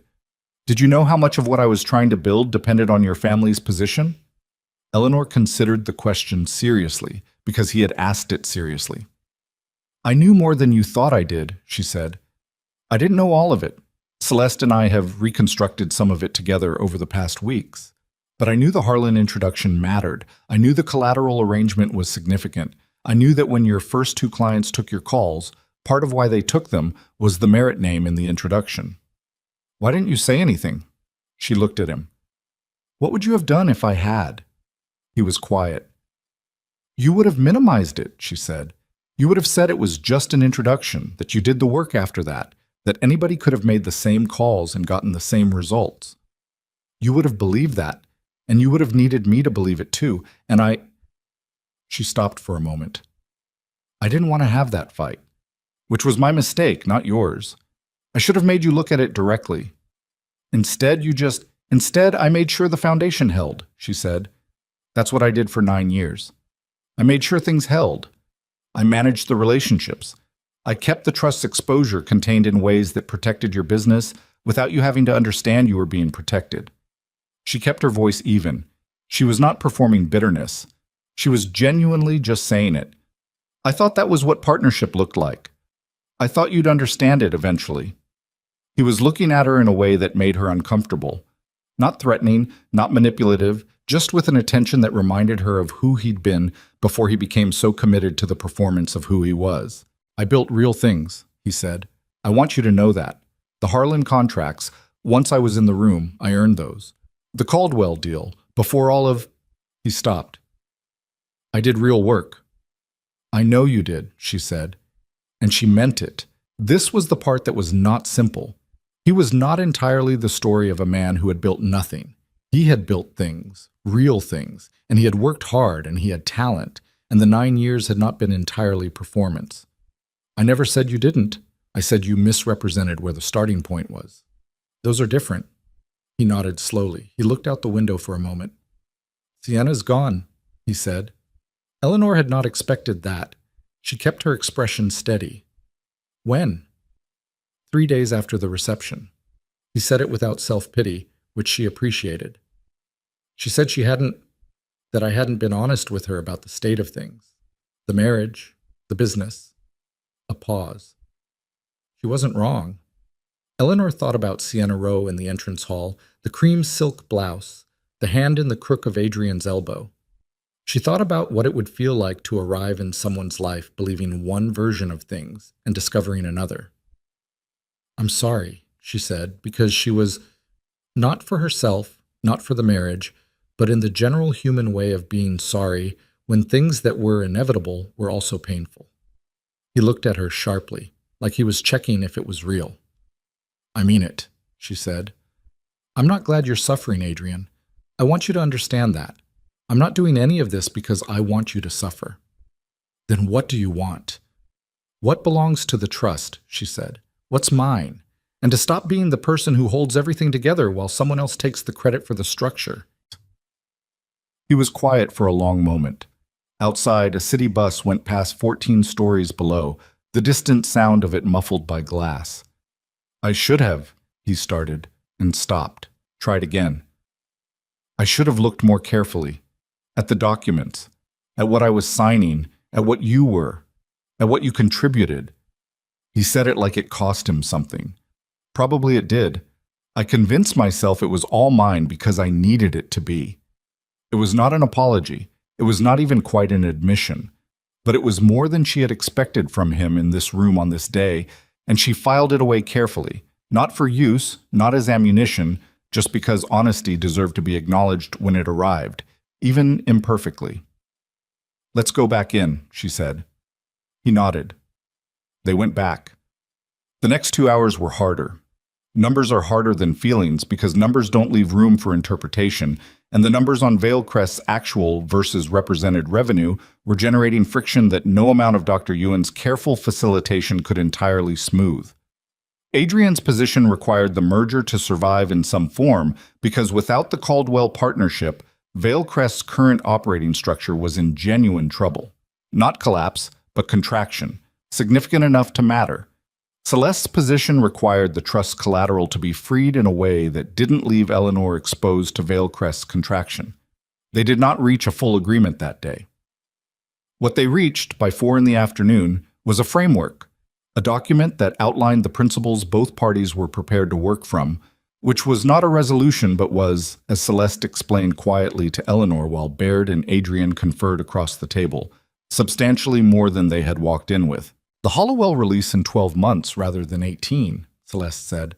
That's meaningful. And his concession on the Marchfield stake, acknowledging it as a trust asset rather than a marital one, that removes the most complicated piece of the litigation risk. What does he get? Time, Celeste said.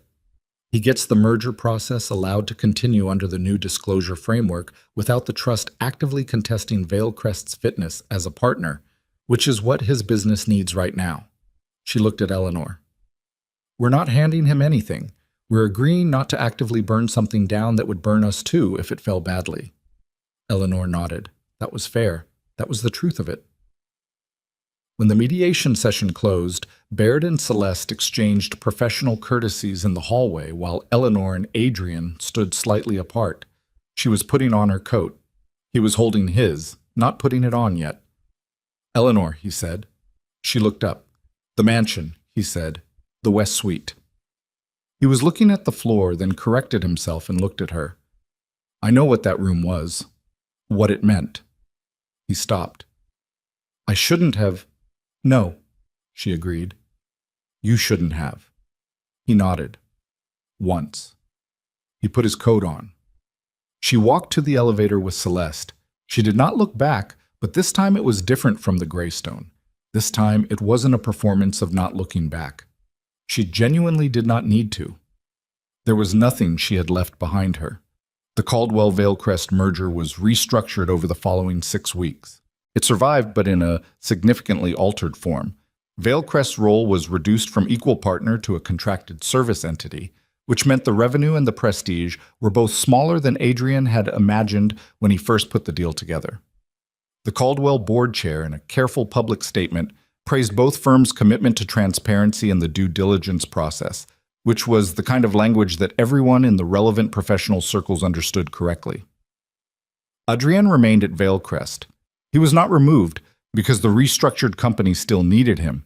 He had built genuine expertise and genuine relationships, and neither of those disappeared with the merger's terms. But his control was reduced. He had a board above him now, which he hadn't before, and the board asked questions and expected answers, and Adrian Vail was going to have to learn to operate in a structure that didn't bend around his version of things. Eleanor heard this secondhand, through Celeste, and through the ordinary professional osmosis of a city where everyone who knew anyone knew everyone. She did not follow it closely. She had her own work. Something unexpected had happened in those weeks of legal maneuvering and early mornings and 11-page lists. Eleanor had started to see the shape of what she actually wanted to do with the trust. Not just administer it, she had been doing that for years, but build with it. The Merit Trust had money and property and relationship capital that she had been carefully maintaining rather than actively directing, because maintaining had felt like enough when she was also managing everything else around Adrian. Without that weight, she had space.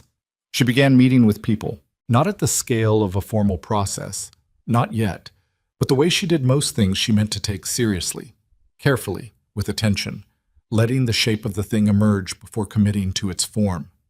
She met with a woman who ran a transitional housing program on the city's north side. She met with a legal services coordinator who specialized in financial advocacy for women leaving long-term relationships where assets had been unequally held. She met with an architect who had been quietly converting old residential properties into mixed-use community spaces for the past 15 years. She was thinking about the mansion. Specifically, she was thinking about the West Suite. The thought had come to her in stages, the way thoughts do when they arrive from somewhere true rather than somewhere calculated.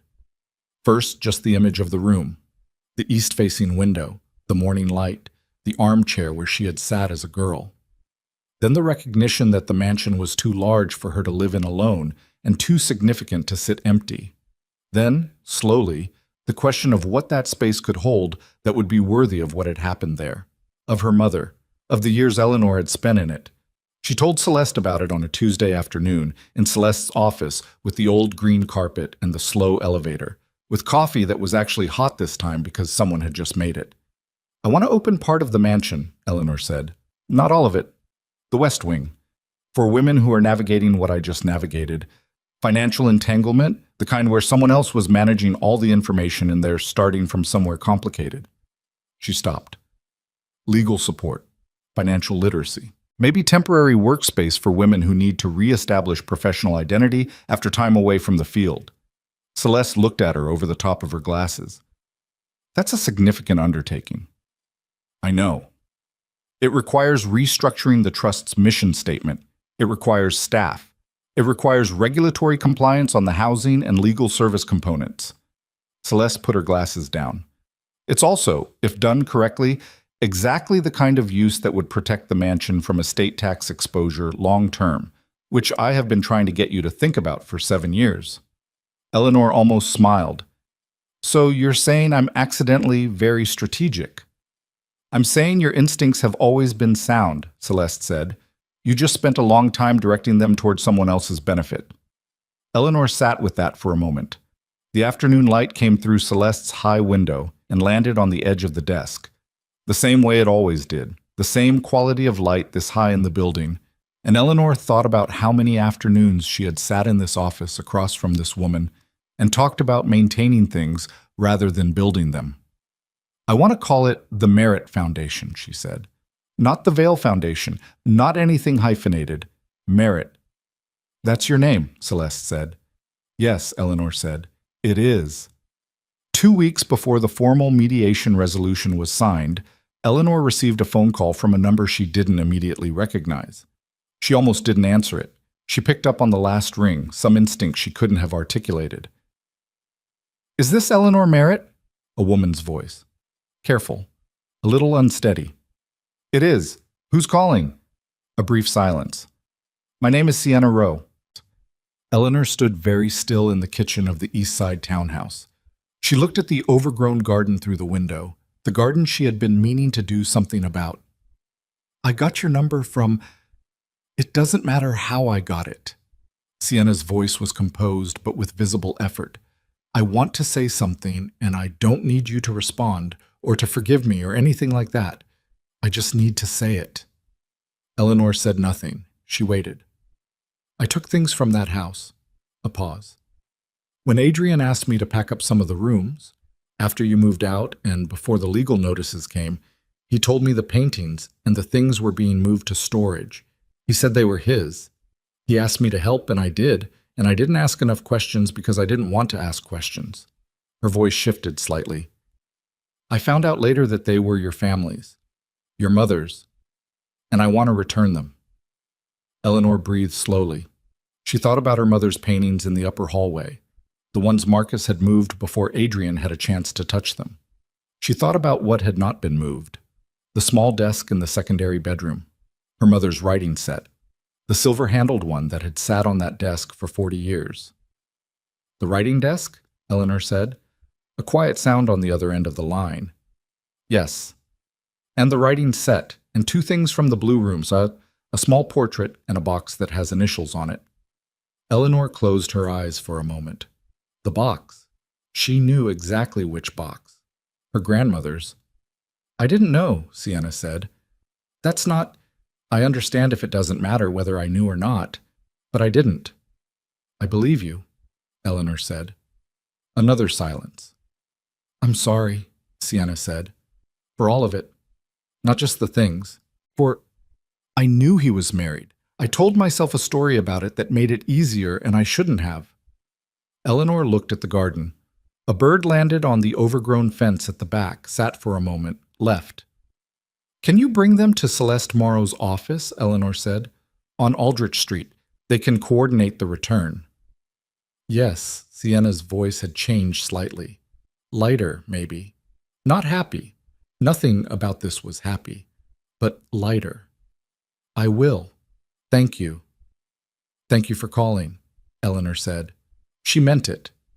She stood in the kitchen for a long time after she ended the call, not thinking about Adrian, not even thinking about Sienna, but thinking about her grandmother and the box with the initials and the strange, circuitous route things take to find their way back to where they started. The formal resolution of the dissolution took another 3 weeks after the mediation framework was signed. Eleanor was present at the final signing, in Celeste's office, not a courthouse because they had reached agreement without requiring a judge, which was what Celeste had been working toward from the beginning. Adrian was there with Baird. They sat across from each other at Celeste's conference table with its old, solid surface and its neutral view of the building across Aldrich Street. The signing itself was anticlimactic, which Eleanor had been told to expect but still found slightly disorienting. 9 years, and it ended with a series of initials and signatures and the soft sound of pages turning and Baird and Celeste exchanging documents across the table. Adrian signed without looking up from the pages. Eleanor signed clearly, her full name, the name she had always used. When it was done, Celeste said, "That concludes it," with the clean finality of someone filing a document, which was exactly what it was. Adrian capped his pen. He looked up briefly, and his eyes met Eleanor's across the table. She could not read everything in his expression. She didn't try. She nodded once, a small acknowledgement of 9 years and all that they had been and all that they had not been. And he returned it. And then Baird was talking to Celeste, and Eleanor was putting her copy of the signed documents in her bag. She walked out of Celeste's office and down the slow elevator and out onto Aldrich Street, where the day was cool and clear, and the dry cleaner next door had a handwritten sign in the window advertising a spring special. She stood on the sidewalk. She thought, I am Eleanor Merritt. I am 53 years old. I have a trust to rebuild, and a mansion to convert, and a foundation to name, and a garden in a townhouse that nobody has touched in 3 years that I'm going to do something about. She thought, I am not what those 9 years tried to make me. She started walking. She did not look back at the building behind her, but this time as she walked, she thought she might be beginning, slowly, imperfectly, in the grinding and unglamorous way that real things begin, to understand what walking forward actually felt like when you were finally walking towards something rather than away. The garden in the East Side townhouse took Eleanor 3 weekends to sort out. She had not hired anyone. She had considered it. She could have called the same landscaping service that maintained the mansion grounds, made one phone call, had it handled by Tuesday, but something in her resisted that. She wanted to do it herself, which was not practical and probably not even logical, but the garden was the first thing in a long time that belonged entirely to her without any history attached to it, and she wanted to understand what she was working with before she let anyone else touch it. The first weekend, she just looked at it, walked it slowly, got her shoes muddy in the corner where the drainage wasn't right, took stock of what was actually there beneath the overgrowth. A rose bush that had not been pruned in years but was still alive. She found that on Saturday morning and stood looking at it for a long time. Whoever had planted it had put it in the right spot, south-facing, enough light. It just hadn't been tended. The second weekend she cleared. The third weekend she planted what she had decided she wanted, which was simpler than what had been there before. She was not trying to recreate her mother's garden. She did not want a replica of something she had already had. She wanted something new that she had chosen herself. And she wanted to understand what choosing something for herself actually felt like after a long time of choosing things in the context of another person's needs and preferences and vision. It felt, she discovered, like accountability. Like standing in the full weight of a decision without anyone to share it with or deflect it to. She planted the wrong thing in the wrong corner the first Saturday and had to move it, and there was no one to blame, and nothing to do but dig it back up and put it where it should have gone. And that was fine. That was just how it worked. She thought about that a lot in those weeks, about accountability without a target, about the difference between being responsible for something and being blamed for something, which she had conflated, she realized somewhere in the middle of the marriage, had started treating accountability and punishment as the same experience, and had spent years bracing for one when she was only dealing with the other. Nobody was punishing her now. Nobody was managing her version of events. She was just a woman in a garden making decisions that were hers to make and living with the results, and that was on some days the most difficult thing she had done in years and also the most straightforwardly satisfying. The Merritt Foundation. She had started using that name in internal documents even before the formal structure was in place, because naming something was the first act of building it, occupied most of her working hours through those months. It turned out that building something from nothing, even when you had resources, even when you had Celeste and a capable trust attorney and contacts built over decades in the city's professional landscape, was slow and iterative and full of the specific frustration of doing something for the first time at 53. She had meetings that went nowhere. She had a conversation with a city zoning official about the mansion's West Wing conversion that sent her back to the architect twice with revisions. She hired a program director, a woman named Dara Walsh, mid-40s, direct, with 12 years of experience in financial advocacy nonprofits, and then spent the first month recalibrating to having a staff member who pushed back on her, which was unfamiliar and occasionally irritating and ultimately exactly what she needed. The original layout for the legal services intake room doesn't work, Dara told her, on their third week of working together in the mansion's West Wing, which was in the middle of renovation and smelled of plaster and old wood, and the particular dusty promise of a space becoming something new. The desk is too formal. It creates a power dynamic in the wrong direction for the first conversation. Women coming in here have already been in rooms where someone behind a desk had all the information. We need something that feels different. Eleanor looked at the layout on the paper in her hand. Then she looked at the room. Table instead of desk, she said. Both parties on the same side. Dara nodded. And lower light in the afternoon. Not dim, just not fluorescent. There's a lamp from the secondary bedroom that might work, Eleanor said.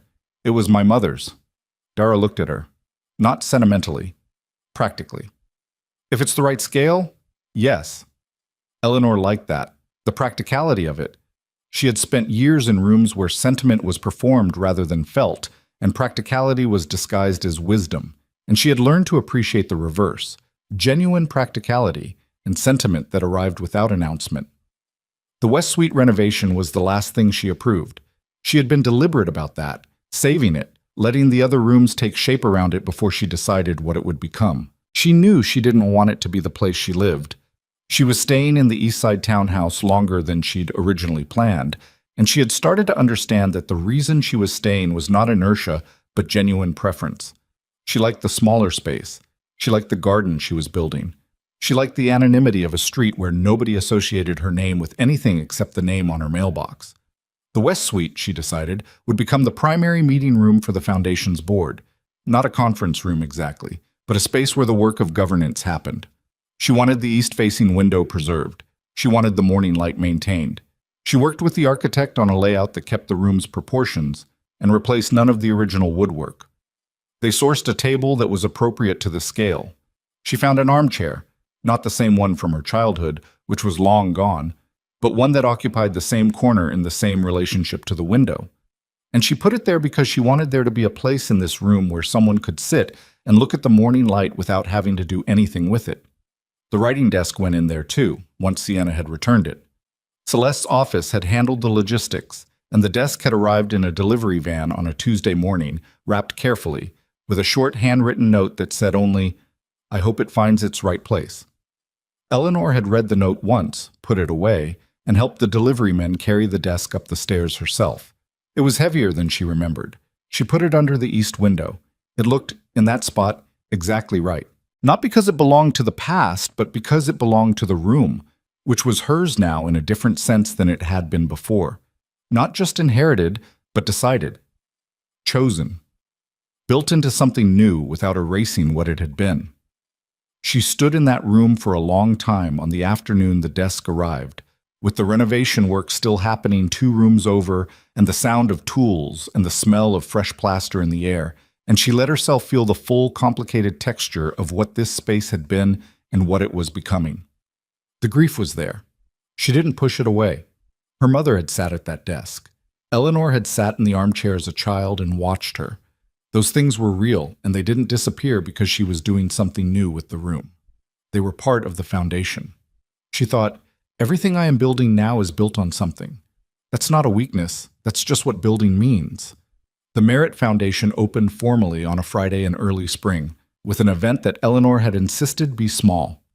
Dara had wanted something larger, 50 people, press contact, the kind of visibility that made grant applications stronger. Eleanor had said 30 people, no press, and we can talk about visibility in 6 months when we have something concrete to show. Dara had pushed back, Eleanor had listened, and they had compromised on 40 people and 1 journalist whom Celeste knew and trusted to cover it accurately rather than dramatically. Celeste came. Marcus Hale came, which surprised Eleanor until she thought about it and realized that Marcus had been in this house for most of her life, and probably had more right to be there than half the people she could have invited. 2 women from the Alderman Foundation Board came. The architect came. The woman from the Transitional Housing Program on the North Side came, because they were in early conversations about a referral partnership. Dara brought 3 members of her previous nonprofit's board who were considering supporting the foundation. Julian Hawthorne came. Eleanor had invited him without being entirely sure why, and he had accepted without asking for context, which was consistent with how he operated. He arrived on time, shook hands with Celeste. They knew each other professionally, she discovered, which she probably should have anticipated, and spent the first part of the evening in conversation with the transitional housing woman, which suggested his interests were wider than she had assumed. He found her near the end of the evening, when the gathering had loosened into smaller, more comfortable conversations, and the formal part was clearly over. She was standing near the window of the main ground floor reception room, which had been opened up and looked out onto the garden that was still bare in the early spring, but had the particular quality of a space that was about to change. "It's a good use of the space," Julian said. He was looking at the room, not at her. "Your mother would have—" He stopped himself. "I'm sorry. I didn't know her. That was presumptuous." "You're probably right, though," Eleanor said. "She was practical about property. She would have wanted it to do something." He nodded. They stood in the way of two people who have moved through something significant together and are now on the other side of it, and are both trying to understand what that means for the ordinary dimensions of existence. "How's the Caldwell restructure?" she asked. "Moving," he said. "Slowly, but moving. The audit cleared Vailcrest's last 3 years of revenue on the restructured disclosure basis. The partnership terms are signed." "And Adrian?" Julian looked at her briefly. "Operating within them. He's doing what the structure requires. Whether he's doing it willingly or because he has no other option, I couldn't say." A pause. "He reached out to me 2 weeks ago." Eleanor looked at him. "Why?" "He wants to bring in a new client relationship. Something with a clean history, no merit trust involvement, nothing that predates the restructure." Julian's voice was even, neither endorsing nor condemning.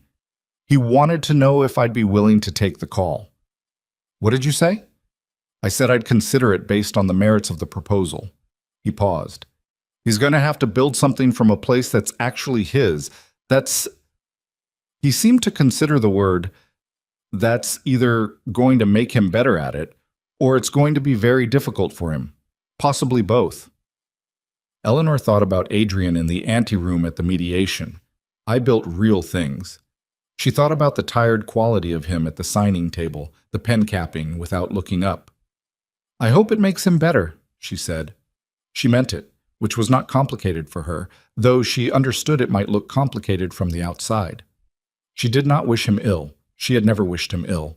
She had wished for years that he would see things clearly, and she still wished that because a person who saw things clearly was a more honest person to have existed in your life, even in the past tense, than a person who never did. Julian said, "I believe you." She looked at him. "You sound surprised." "I'm not surprised," he said. I find it less common than it should be. Wanting something reasonable for a person who hurt you." He turned his water glass in his hand once, the gesture she recognized from the Prescott Club. "Most people say they do and don't, or they don't even bother saying it." "I've had a lot of time to think about what I actually want," Eleanor said, "versus what I'm supposed to want, versus what makes a better story." She looked at the garden through the window. "Wanting him to suffer would require me to keep thinking about him, and I'd like to think about my own life for a while." Julian was quiet for a moment. Then he said, "How is your own life?" The question was direct in a way she hadn't expected, and she found, to her own mild surprise, that she had an actual answer. "It's unfinished," she said, "in the right way. I have a foundation that is 3 hours old and a board that is going to argue with each other and a program director who already argues with me and a garden I planted myself that may or may not survive the spring and a townhouse I like more than I expected to like it." She paused. "And a writing desk that's back where it belongs." "That matters," Julian said. "The desk." "It does," she agreed. They stood for another moment, comfortable in the way of people who do not need to fill space with words, and then Dara appeared at Eleanor's elbow with a question about catering, and Julian excused himself to find Celeste, and the evening continued in its ordinary way, which was its own kind of gift. She did not see Julian again that night. He left with a brief goodbye that was professional and warm without being anything more than that, and Eleanor watched him go and thought about what she did and didn't know about him, and decided that both the knowing and the not knowing were fine. She was not in a position to want anything from another person right now beyond the basic human things. Honesty, directness, the willingness to see her clearly. She had those things from Celeste and from Dara and from the people in her life who had been there before Adrian and had remained patiently through him and now after. She was not going to be in a hurry about the rest. The last guests left at 9:30. Dara helped Eleanor and Marcus go through the rooms once, checking that everything was in order, and then Dara left and Marcus stood in the entrance hall and looked at it the way he had been looking at it for 20-plus years.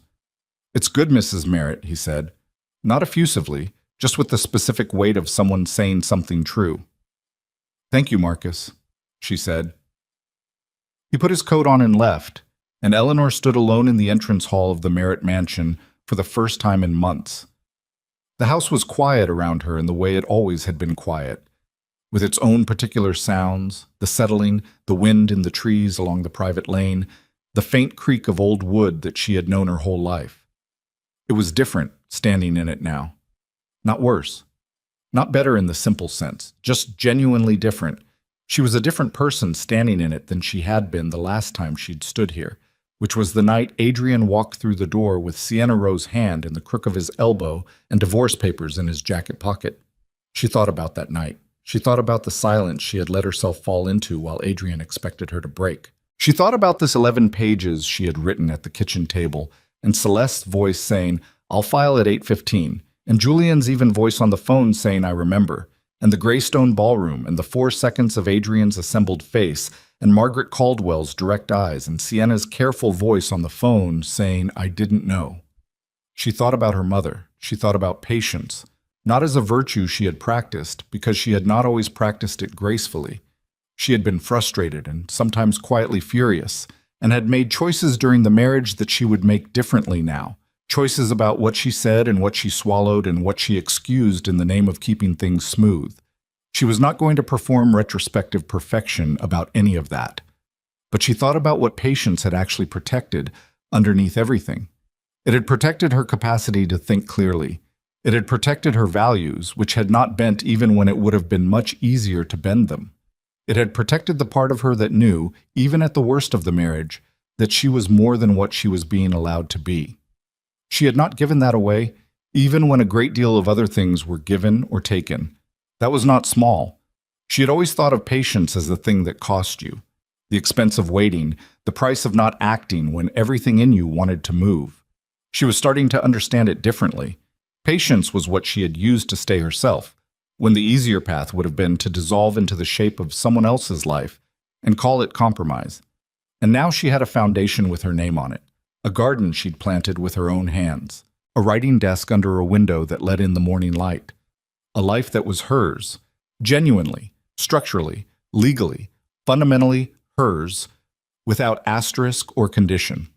She turned the lights off in the entrance hall. She walked through the west wing, not looking for anything, just moving through the space that was now hers to use for something she had chosen. The new intake room with the table instead of the desk. The corridor where Dara was going to put the financial literacy library once the shelving arrived next week. The door to the west suite closed, with the morning light already gone from the east window and only the ordinary evening shadow of an empty room behind it. She did not open the door. She didn't need to. She knew what was in there. The table, the armchair in the right corner, the writing desk her grandmother had brought from somewhere distant and her mother had used every morning and that had traveled a strange road to be sitting under that window right now, but was there, was back. She left the mansion and locked it behind her and stood for a moment in the night air of the private lane. The trees were starting again. The early suggestion of leaves on the branches that had been bare all winter, the very beginning of change. Still more potential than fact. She thought, this is where a story could end. Woman reclaims house, woman builds foundation, woman plants garden. Neat, resolved, camera pulls back, credits roll. But that wasn't quite it. That was the framework, not the truth. The truth was that she was 53 years old, and there were mornings she woke up in the East Side townhouse and lay still for a moment before the day arrived, in the space between sleep and full wakefulness, and felt the grief of the marriage as a physical thing. Not for Adrian exactly, but for the version of herself who had walked into that marriage with a particular set of hopes and had spent years quietly watching them become something smaller than she'd intended. That grief was real. It did not go away because the legal documents were signed and the foundation had a name. It would probably be there for a long time, the way old injuries remain in the body long after they've healed, not as pain exactly, but as knowledge. The truth was also that she was, underneath everything, more herself now than she had been in at least 8 years. Not happier in the simple sense, not finished, not arrived, not standing in any kind of completion, but more honestly, herself. More in contact with her own thinking and her own wants and her own assessment of what was true, unmediated by the constant background work of managing someone else's perception of her. That was not nothing. That was, in fact, the thing. You spend enough time being invisible in your own life, and when you become visible again, even just to yourself, even just standing in a private lane in the dark with the keys to your family's house in your hand, it has a particular quality. Not triumphant, not even particularly loud. More like the feeling of finding a room in a house you've lived in for years and realizing you'd never open that door. And the room is just a room. It's not magic. It needs work. There are things in it you'll have to figure out what to do with, and some of them will be heavy, and some of them won't be useful, and you'll have to make decisions without any guarantee you're making the right ones. But the door is open now. She walked to her car. The night was cool and the lane was quiet, and the trees were beginning slowly, in their own time, to do what they were going to do regardless of anything that had happened in the house behind her, or the months before, or the years before that. Spring was arriving. It wasn't asking anyone's permission. Eleanor Merritt drove home through the city with her window down slightly, the cold air moving through the car, the sound of the night outside. She was thinking about Monday, about the meeting Dara had scheduled with the financial advocacy legal team, about the call she needed to make to the architect about the timeline for the remaining renovation, about the corner of the garden where the drainage wasn't right and what she was going to do about that before the next rain. She was thinking, in other words, about her life. Her own, actual, specific, imperfect, unfinished hers. She merged onto the main road. The city opened up around her, lit and moving and full of people she'd never know, each of them carrying their own weight, their own history, their own rooms with doors they hadn't opened yet, or were finally opening, or were standing in front of, keys in hand, wondering what they'd find. She did not know how Julian Hawthorne fit into what came next for her, or whether he did. She did not know whether the foundation would become what she hoped it could, or would need to be something different than she'd imagined. She did not know whether Adrian would find his way to something more honest, or would rebuild the same structures in new locations and call that growth. She knew that none of those uncertainties were the story. The story was this. A woman who had spent years being the invisible foundation of someone else's life had finally turned her attention toward building something of her own. And she was doing it without revenge, without performance, without the need to be witnessed by anyone who had doubted her. She was doing it with a forensic accountant's care and a gardener's patience and the particular stubbornness of a person who has finally, after a long and circuitous route, found their way back to their own name. Eleanor Merritt. The name on the trust. The name on the foundation. The name her mother had given her and her grandmother had carried, and that had existed before Adrian Vale and would exist after him, associated now with something she had built, rather than something she had maintained for someone else. She pulled into the narrow street of the East Side townhouse. She sat in the parked car for a moment. Through the windshield, she could see the faint shape of the garden she was building, just the outlines of it in the dark, the posts she'd put in for the climbing plan along the back wall, the new bed along the south fence. It was not her mother's garden. It was not the mansion. It was not anything she had been given. It was hers. She got out of the car. She went inside. She made tea she would actually drink this time, standing in her own kitchen, in her own house, in her own life. And she stood at the dark window and looked at the garden and thought about what she would do with it in the morning. She had a lot of mornings ahead of her. She intended to use them well. The tea went cold again. Old habit. She noticed it this time. Noticed the cup sitting at the edge of the counter with the steam gone out of it, and she poured it out and made a fresh one and stood at the window again and thought, some things take longer to change than others. Some things you notice and keep doing anyway, not out of inertia but because they're yours. The cold tea was hers. The late nights were hers. The way she stood at windows more than she sat at tables. That was hers too, and she was done apologizing for it, even to herself.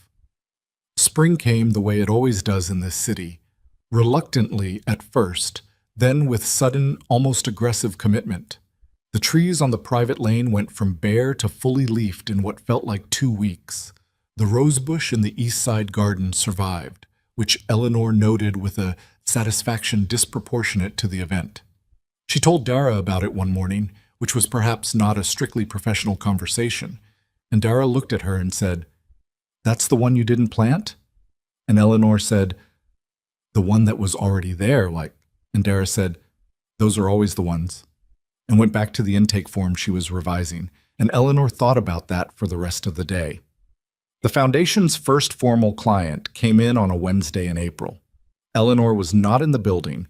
Dara had been clear that the program director would handle initial intakes, and Eleanor would step back from that work, because having the founder present for vulnerable first conversations created an inappropriate power dynamic. And Dara was right about this, and Eleanor knew she was right, and stepped back accordingly. Even though stepping back from something she'd built required a specific kind of trust, she was still learning to extend. Dara called her afterward. "She came in," Dara said. 47 years old, 22-year marriage. Her husband handled everything, the accounts, the investments, the mortgage, all of it. She doesn't know what she owns. She doesn't know what's in her name. A brief pause. She said she felt stupid. Eleanor was quiet for a moment. "What did you tell her?" "I told her she's not stupid. I told her that knowing is the first step and she just took it." Dara's voice was professional, contained, but Eleanor could hear something underneath it. She cried for about 10 minutes, and then she got very focused and started asking very specific questions. Wrote everything down. "Good," Eleanor said. "It's going to be a lot of those conversations," Dara said. "I know." "Are you prepared for that?" "Not operationally, I mean emotionally.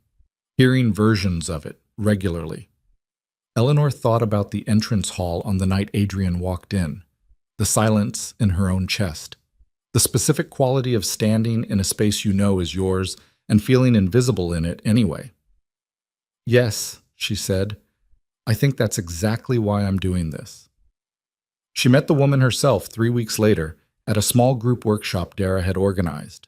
Not therapy, not legal advice in that session, just a conversation among 6 women at different stages of financial reconstruction, sitting around the table in the intake room with the low afternoon light and the lamp that had been her mother's. The woman's name was Patricia. She sat with her notes in her lap, organized, careful, the look of someone who had made a decision and was going to honor it. At one point, Patricia looked at Eleanor and said, "Did you know, when you were in it, how bad it was?" Eleanor thought about the honest answer, which was more complicated than yes or no. "I knew something was wrong," she said. "I didn't have the full picture. I told myself I was being practical, patient, managing things. Some of that was true. Some of it was, I didn't want to know what I was going to have to do if I really looked at it." Patricia nodded slowly. "That's it exactly," she said. "That's exactly it." The room was quiet for a moment. Not uncomfortably. The kind of quiet that means something has been recognized. Eleanor looked around the table at the 6 women. Different ages, different situations, different amounts of anger and grief and practical determination in their faces, and thought, this is what the West Suite is for now.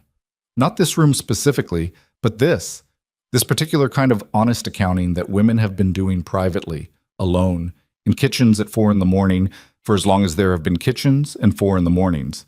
Making it a room, giving it a table, putting a lamp in it that belonged to someone who understood that a home was the people in it. She thought her mother would have had something to say about that, probably delivered while doing 3 other things simultaneously and without particular ceremony. Her mother had not been a woman for ceremony. She had been a woman for getting on with it, which Eleanor was increasingly understanding as the highest possible form of love. She called Celeste that evening, not about anything specific, just to talk, which was something they had started doing more, and which had revealed to Eleanor that Celeste had a dry, almost invisible sense of humor that had been completely buried under 4 decades of professional interaction, and was now occasionally surfacing in ways that were genuinely startling. "Patricia," Eleanor said, "the woman from the Wednesday intake. She's going to be all right." "Most of them will be," Celeste said. "The ones who come in, the ones who take the step." Those are the ones who are going to find their way regardless. You're just cutting down the time and the cost. That's not nothing. No, Celeste agreed. It's not. A pause. Eleanor could hear Celeste's reading glasses going on and off, the small plastic click. Julian Hawthorne called my office, Celeste said in the tone of someone mentioning something they've decided to mention. Eleanor waited. He's putting together an advisory structure for a new fund, Celeste said. He wants an independent board member with trust administration background and community investment experience. The glasses clicked again. He asked if I could recommend anyone. What did you tell him? I told him I'd think about it. A beat. I've thought about it. Eleanor sat down at the kitchen table, the one where she still made her lists, still sometimes at odd hours, the legal pad replaced now with a proper notebook that Dara had given her as a joke and she had immediately started using because it was the right size. Celeste, you have the background, Celeste said calmly. You have the investment literacy, the trust governance experience, the community program development. You have, frankly, recent and specific experience with what happens when financial structures are misrepresented to stakeholders, which is exactly the kind of perspective an advisory board benefits from. A pause. The fact that Julian Hawthorne is the one who asked is professionally irrelevant. Is that what you told him? I told him she might be interested and to call her himself if he wanted to know. Celeste's voice was completely even. I expect you'll hear from him. She heard from him the next morning. His timing was, as usual, direct without being inconsiderate. 9:15, business hours, no ambiguity about the nature of the call. Celeste probably told you why I'm calling, Julian said. She mentioned an advisory board. I want to be transparent about something, he said. I'm asking because I think you're the right fit for this. Your background, your current work with the foundation, it's directly relevant. That's the professional reason. A brief pause, the kind that cost him something. I'm also asking because I'd like a reason to be in contact with you that isn't connected to your divorce or your ex-husband's business problems. That's the other reason. Eleanor looked at the garden through the window. The climbing plan along the back wall was taking, finally. 3 weeks of uncertainty, and now it was holding. She thought about what she had told herself after the Greystone, about not being in a hurry, about the people in her life who saw her clearly. She thought about Julian across the Prescott Club table, turning his water glass, saying, "Why are you telling me this?" Not suspiciously, just as a man who needed to understand what he was actually dealing with before he committed to anything. She respected that. She recognized it. It was how she operated too. I'd want to review the fund's charter before committing, she said, and I have a conflict of interest provision in the foundation's own board structure that I'd need to cross-reference. Of course, he said. And I'd want to be useful, she said, not decorative. If you want someone who will sit in meetings and agree with you, I'm not the right choice. I'm aware of that, Julian said, and there was something in his voice that she thought might be the closest he got to amusement. I've watched you not agree with people in high-pressure situations. It's not a quality I'm concerned about. She almost smiled. I'll call you this week, she said.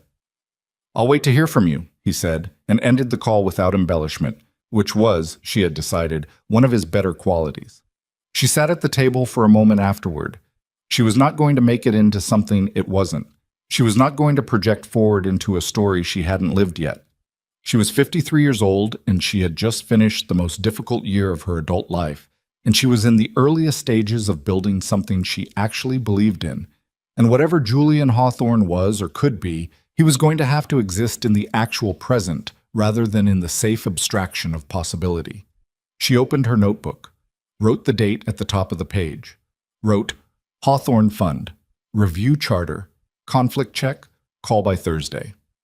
Then below it, garden, drainage corner, sort before rain.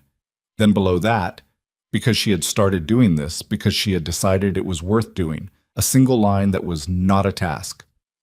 What is true today? She thought about it for a moment. The rose bush that survived. Patricia's handwriting in her notebook, organized and careful. The writing desk under the east window. Dara's voice on the phone saying, "Those are always the ones." Celeste's glasses clicking. The garden taking hold along the back wall. The Merit Foundation, 3 months old, imperfect, real. Julian Hawthorne turning his water glass and telling her the truth about why he was calling. She wrote, "I am building something. It is mine. I am not finished." She closed the notebook. Outside, the spring morning was doing what spring mornings do. Indifferently, generously, without waiting for anyone to be ready for it. The light was the kind that makes everything look like it just decided to exist. Eleanor looked at it through the window of her kitchen in her house on her street, and she felt, without drama, without announcement, the particular quality of a life that was finally, honestly, pointed in the right direction. Not a perfect life, not a painless one, or a finished one, or one that had resolved itself into any kind of clean conclusion. Just hers. Fully, finally, without condition. She got up. She had work to do.